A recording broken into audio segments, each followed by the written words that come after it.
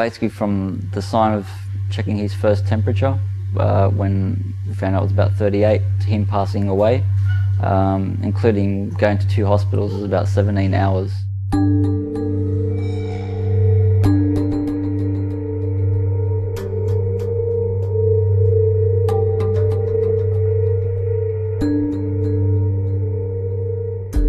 The germs that cause life-threatening infectious diseases are invisible. They are an unwanted gift that you and I give to our children, our families and friends. The protection of our children, our community's children, is such a high priority. In fact, it's a necessity. Over the past 50 years, advanced countries in Europe, North America, Australia have enjoyed high levels of immunisation, and as a consequence, we've been able to protect against many really serious infectious diseases. In our grandparents' day, polio would paralyse thousands. Rubella, German measles, would cause brain damage and heart defects in many thousands of others. And the most common cause of death in school-age children was diphtheria. Today, we are beginning to see outbreaks of once forgotten infectious diseases, like measles and whooping cough. Little lives are being unnecessarily lost. And other diseases which are normally thought of as relatively mild, like chickenpox and influenza, can also have deadly complications. Why don't people know how vaccination works? Why don't adults know that they need a booster?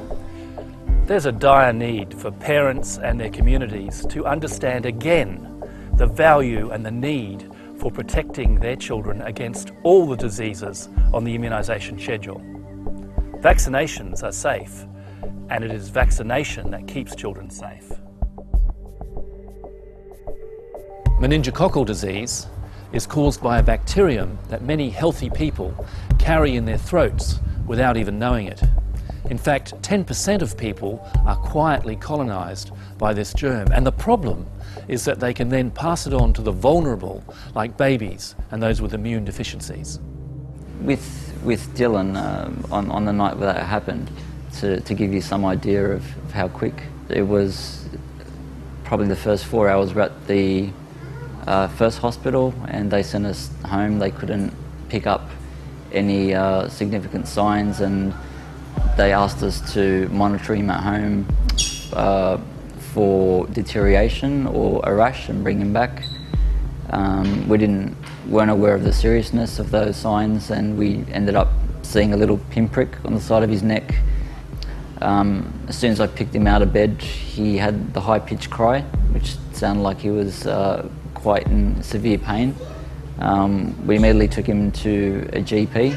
The GP recognised him straight away as septic, and by the time we got to the second hospital, which was 10 minutes away, they were ready for him. He was then moved to a much larger hospital, and in that small time he already had a cardiac arrest. They had to try and revive him. This is probably 12 hours after his fever, and 3 hours later he passed away in emergency at the Children's Hospital. Pertussis, better known as whooping cough, is an acute illness caused by the Bordetella pertussis bacterium. It is spread by droplets when an infected person coughs or sneezes, or through direct contact with the secretions from the nose or people's hands. Whooping cough killed our daughter Dana. She contracted it before 4 weeks of age, and she died in Brisbane Hospital.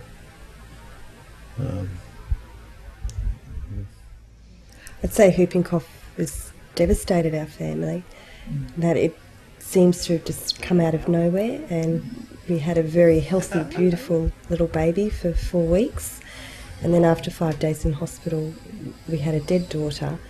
And for us it has been a journey of shock about what this disease can do. And I think the most heartbreaking thing for us has been that it is easily preventable, and we never got that chance to protect her. Any wise words for your third born? Don't date till you're 30. She was born perfectly healthy, full term. We brought her home and she was a very healthy little baby, feeding well. Putting on weight. Putting on weight, and had two very excited older siblings and a loving family around her. We do not know how she caught it, and it, haunts us on a daily basis. We saw the ferocity of the cough, how violent it was, how every part of her body was shuddering with it. That's when we started thinking, well, why don't people know that this is what something called whooping cough can actually do? Why don't people know how vaccination works? Why don't adults know that they need a booster? Unfortunately, whooping cough and all the issues related to it was something we were not aware of until she died.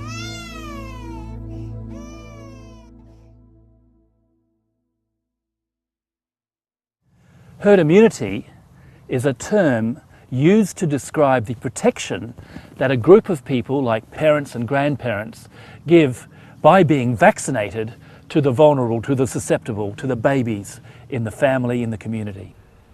Let's suppose that we have a group of people where some are dressed in white, meaning that they're susceptible and vulnerable to infectious diseases, like a baby or small child who's not immunised. Others are dressed in blue, and that means that they've been immunised and they're protected and they won't pass the infection on. And some others, again, are dressed in red, meaning that they can pass on an infection and they may have symptoms or they may not. Well, if we watch how these people mingle, if there are a lot of people dressed in blue, the vulnerable and susceptible baby, for example, who's dressed in white, is protected and never comes into contact with the person dressed in red, because there are so many blue people in between. However, if there are not many blue people and more red people, then it's much easier for the infection passed by the person dressed in red to go to the baby and infect that baby and make that baby ill. There are now some communities where immunisation rates have fallen so low that children are no longer protected by herd immunity. And so it's really important not only to be vaccinating our children, but adults as well. Because it's about creating a cocoon for your child so that anyone they're coming into contact with is immune to these diseases. It's important to understand that the childhood rates of vaccination in our local area are 67%. The adult vaccination rates are significantly lower. So our baby was born into an extremely dangerous and infectious environment. Immunisation really is the safest and the most effective way to protect yourself and your family from serious infectious diseases. It's also true that immunisation is not without risk. The likelihood of a serious side effect from a vaccination is less than 1 in 100,000. But the likelihood of being seriously harmed if you contract a vaccine-preventable disease is more like 1 in 1,000. This means that unimmunised people who catch vaccine-preventable diseases are 100 times more likely to be seriously ill than from the vaccination itself. There's real hope. You can protect your children by building a chain of protection around your family. And there are 3 ways to do this. Learn about immunisation, take action, and care for those around you. You can learn about immunisation by speaking to your GP, visiting your local immunisation clinic, or speaking to a medical expert at your local hospital. Take action. Immunisation is the safest way to protect your child. So make an appointment to have your child immunised at your local immunisation clinic or at your GP, and make sure that you have an appointment too to catch up on any boosters that you as an adult need. And finally, care for those around you. Talk to the people in your own community in contact with you and your family. Encourage them to have themselves and their children vaccinated so that they can be a link in the chain of protection that protects not only your child but their children as well. So learn, act and care. Build your chain of protection for you and your family. Visit www.chainofprotection.org.